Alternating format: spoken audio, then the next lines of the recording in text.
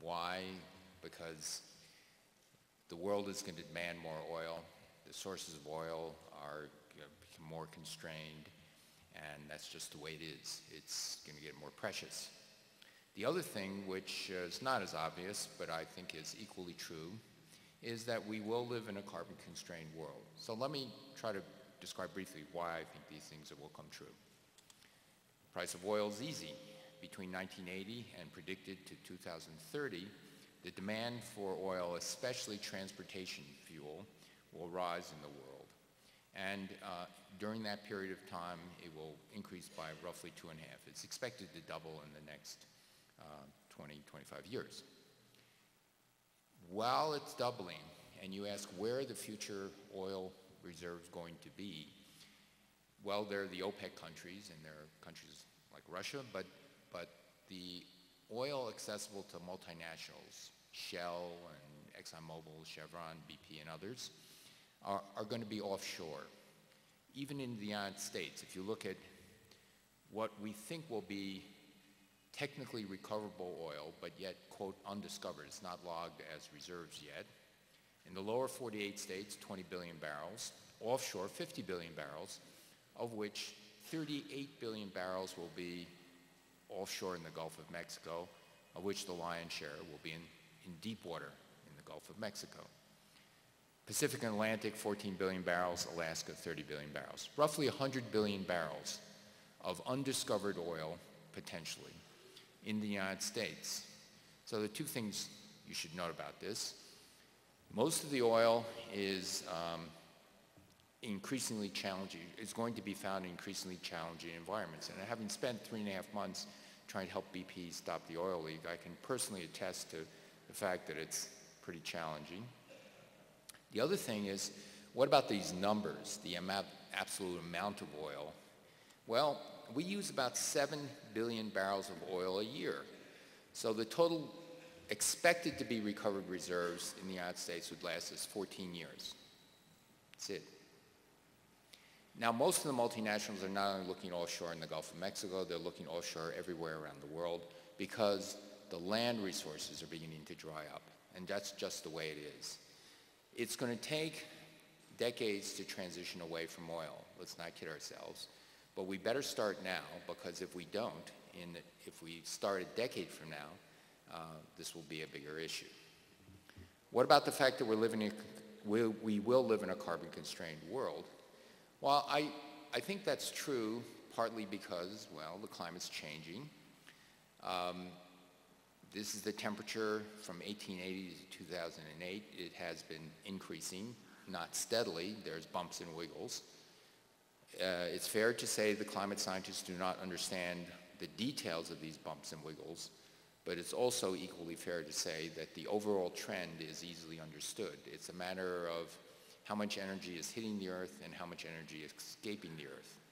And so while the complexity is in the ocean currents and things like that, the overall physics is actually pretty simple. We now have satellites that measure the amount of energy hitting the Earth, not only in the visible light, but in the infrared, in the radio waves, sunspots, ions, everything. And we can measure everything and have been measuring pretty accurately everything over the last 30 years. And what we find is that there are solar cycles every 11 years, but apart from those 11-year solar cycles, the amount of energy hitting the Earth is constant. However, carbon dioxide has been increasing. This is the record of carbon dioxide. This is the present time, going backward 800,000 years. And we're in a warm period. Over here, 30,000 years ago, we were in the Ice Age period. And remarkably, the carbon dioxide has seesawed up and down. Part of this is due to actually astronomical changes in the Earth's orbit. And you can safely say that humans had nothing to do with these changes in climate over this past year. Neanderthal men and women were wandering around in the Earth in this period of time, and you really can't blame it on them. So you might ask, well, why is there such concern? And the answer is we're now here in the amount of carbon dioxide relative to this historical record. This amount of carbon dioxide is higher by 1.5 times from the Industrial Revolution, and it's higher than what we've seen in the last 2 million years on the Earth. And what is happening is if the world begins to realize that carbon emissions pose considerable risks and we work together, it will be an entire world effort and can limit the carbon emissions to 550 parts per million, we will be here relative to this historical record. So what is happening is that humans are not putting a small perturbation on the carbon dioxide in the atmosphere, it's a big one.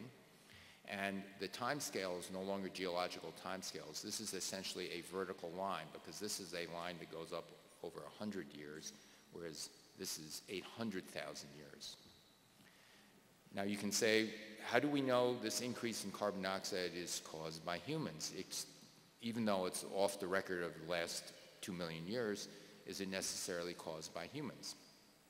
And the answer is, we actually know it is caused by humans. Initially, there was a suspicion it was caused by humans because it started to rise at the beginning of the Industrial Revolution, at the beginning when we burned fossil fuel, but there's actually much more compelling evidence now. We can now look at the ratio of a radioactive form of carbon, carbon-14, which is used in dating, to carbon-12. Now, carbon-14 is made in the upper atmosphere with cosmic rays. That radioactive carbon filters down into the biosphere. It's incorporated into every living thing on Earth. But suppose a piece of wood, a dinosaur, you or I, die with our carbon-14 and we get buried, not in the usual way, but we get fossilized and put away for 10 million years. During that time, all the carbon-14 in our body will have gone because the carbon-14 only lasts with a half-life of 5,700 years. So even after 50,000 years, it's gone. Now you take that carbon out of the ground and burn it to make electricity, and you make carbon dioxide, but that carbon dioxide doesn't have any carbon-14 in it. And what's been happening is that the ratio of the normal carbon to carbon-14 has been changing. The amount of radioactive carbon-14, the relative amount, has been going down since the beginning of the Industrial Revolution. It's been measured very accurately since the last 50 to 80 years, and it's completely consistent with the amount of fossil energy we've been burning. The fossil energy introduces radioactive free carbon into the atmosphere. It dilutes the carbon-14. So this is evidence that the increase in carbon in the atmosphere is due to humans burning fossil fuel. Now the impact of climate change can be seen in Montana very dramatically. This is your beloved Glacier National Park from the years 1938 to 1981 to 2009. You see glaciers dramatically shrinking. And so I'm here to propose that perhaps in another 20, 30 years, Glacier National Park should be renamed, but never mind. More serious things. Now, climate scientists are calling for a more aggressive action, and others remain unconvinced, and quite frankly, there's legitimate great concern about the economy. There are many, many people out of work, way too many people out of work. And so they said, well, we can't do anything about a new energy economy because it might hurt our economy. And I think that this is a completely false choice.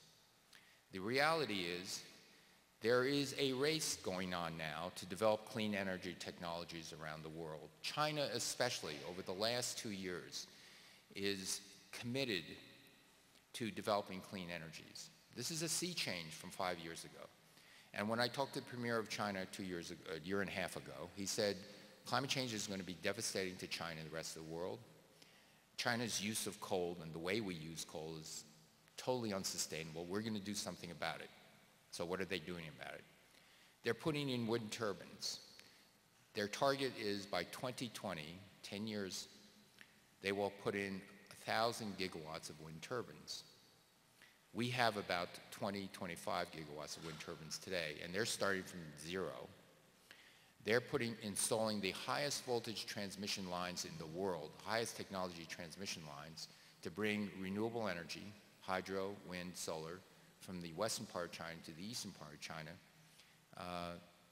to bring to where the population centers are. They're building nuclear reactors, the next generation of nuclear reactors. There are about 50 nuclear reactor projects that have been just started around the world because it's carbon baseload energy, and they're building half of them.